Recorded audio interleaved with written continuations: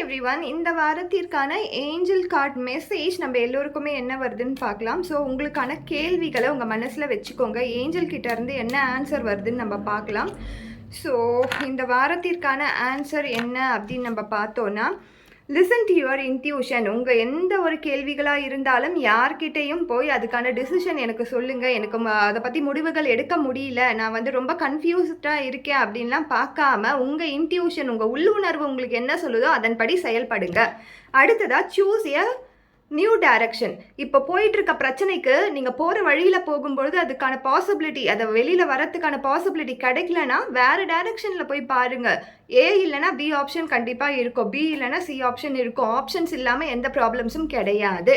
அதே மாதிரி எப்போ இந்த பிரச்சனையெல்லாம் முடியும் அப்படின்னு நம்ம பார்த்தோன்னா, within the next few months அப்படின்னு கொடுத்துருக்காங்க. உங்களுக்கான கேள்விகளுக்கு பதில் கிடைச்சிச்சுன்னா ஒரு லைக் கொடுங்க. Thank you so much.